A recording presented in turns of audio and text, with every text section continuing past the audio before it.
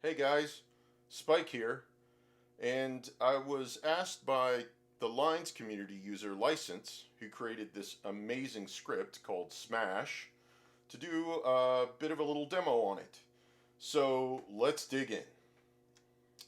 Smash, stereo low pass gate and sequencer, fun for primates of all ages. Crazy looking screen, and let's look at what's under the hood here. So, to access and see what's what in the script, you hold down K1, key 1. This will give you two menus, one on the left, one on the right, which are you can do the selections with their knobs, encoder 2 and encoder 3. So encoder 2 lets you choose things on the left, encoder 3 on the right. When you selected something in the menu item, that is what will be controlled, whatever you chose on the left with encoder 2 and on the right with encoder 3. So what is this script doing or kind of provides for you? It's a way to take a drone noise source and chop it up and do all sorts of filtering and effects to it. And you can get these really cool rhythmic things going on with drone sources and stuff. So let's dig into that. So for today's drone noise source, I am going to be using the EO10 Orgel Dream, a very bizarre distortion noise source freaky thing. And so this is what it sounds like.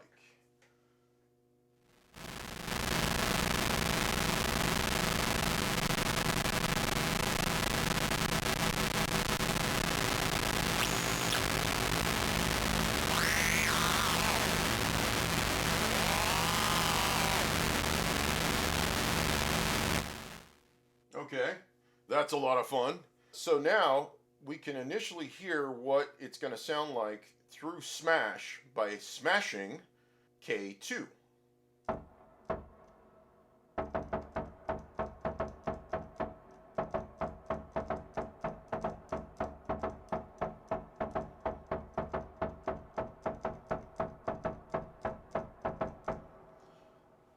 And if we want to hear some of it coming through, we can put leak on and turn that up.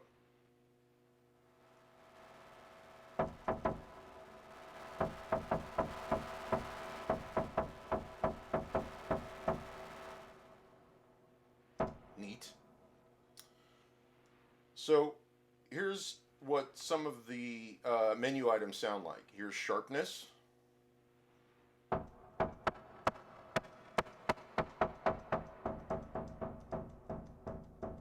Kind of a softer attack.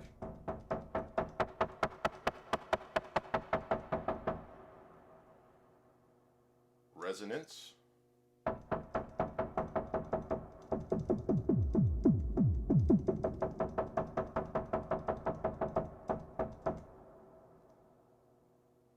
Noise gives us noise.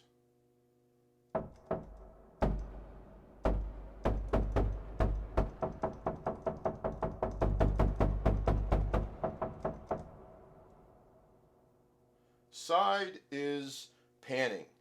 Now, this is a little weird, and License had to explain it to me a bit. So the stereo image is preserved with what's coming in. So for instance, if you have a sound source that's panning left to right, it will preserve that left to right because it's sending both channels simultaneously into the script. However, if you pan to the left, it's going to send that signal to both, and to the right, it's going to take that mono signal and send that to both. So kind of unique, a little confusing for me at first, but interesting nonetheless. And hack. Now, hack is like a glitchy bit reduction delay kind of thing.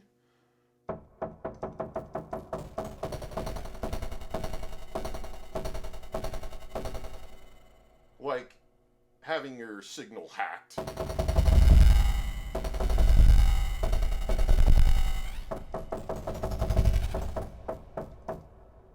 Very cool.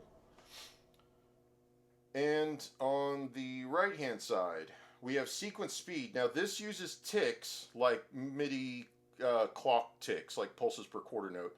So this comes into play with obviously if you have external sync, or when you do record something into your record your pattern, you start changing. That's what this number is on the bottom right hand corner. It starts changing the speed of the playback of the sequence that you make. Leak, there's leak, which leaks the signal through. Lag, and gain, which is just overall volume.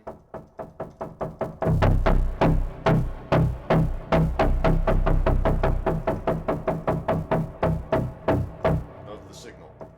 Nice and loud.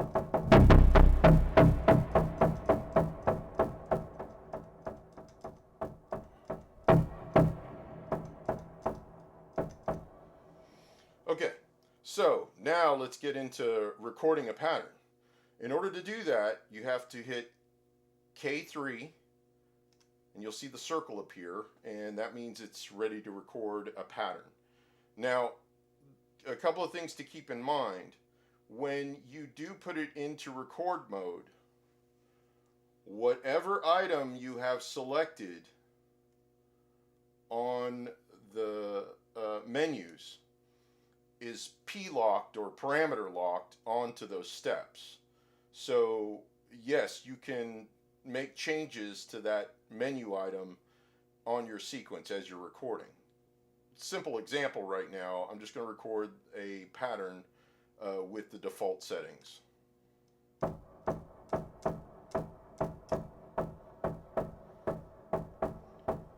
So now I can go to resonance, and that's not parameter locked, so I can start making changes overall, and those changes will stay.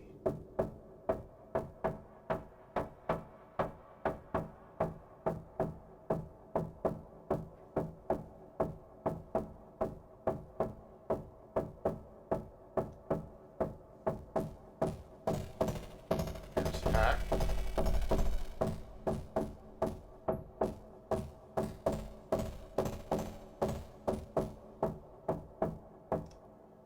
Okay, so, and starting and stopping is with K3 here. So now, if you want to record these parameter changes into your sequence, you select one of the menu items.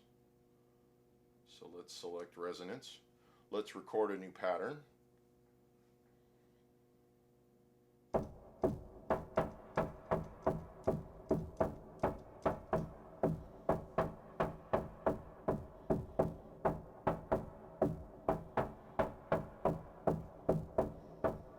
And now, as you can see, the animations change because that particular item has been parameter locked or P-locked to the steps.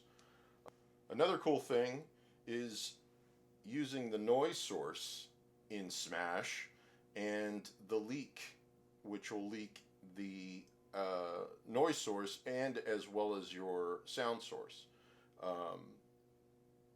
So let's give that a listen. Here's just the leak with the original sound source.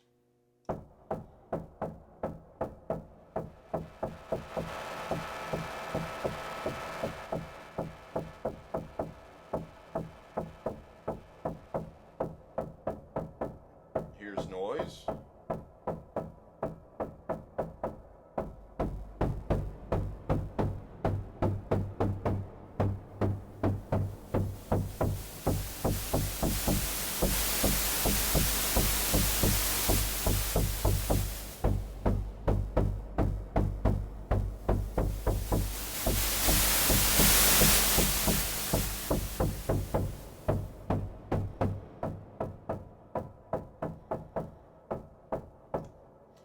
that's Smash. I'm sure there'll be more updates coming soon.